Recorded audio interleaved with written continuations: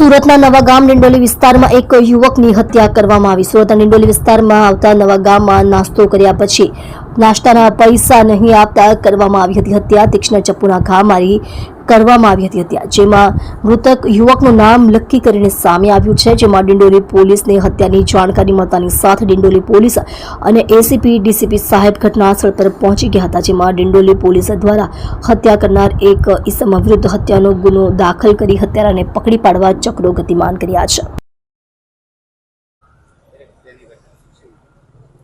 Dindoli police station વિસ્તારમાં એક હત્યાનો બનાવ બન્યો છે। આ ઘટનામાં એક નાસ્તાની લારી છે, ત્યાં એક ભાઈ પોતાના પૈસા લેવા માટે આવ્યા હતા।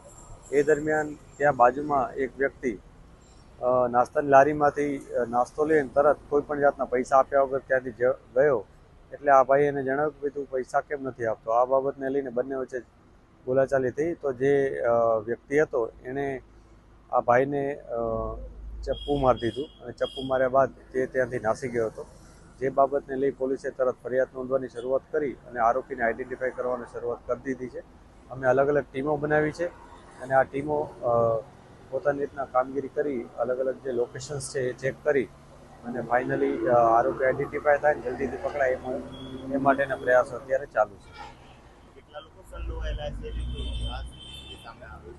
આ ઘટનામાં જે આસપાસના લોકો છે, જે લોકોએ નજરે બનાવ જોયો છે, એ લોકોએ જણાવ્યું કે આ એક જ વ્યક્તિ હતો કે જે પોતે એકલો જ આ નાસ્તાની લારી ઉપર આવ્યો હતો અને એણે જે ભોગ બનનાર છે એની સાથે ઝઘડો કર્યો।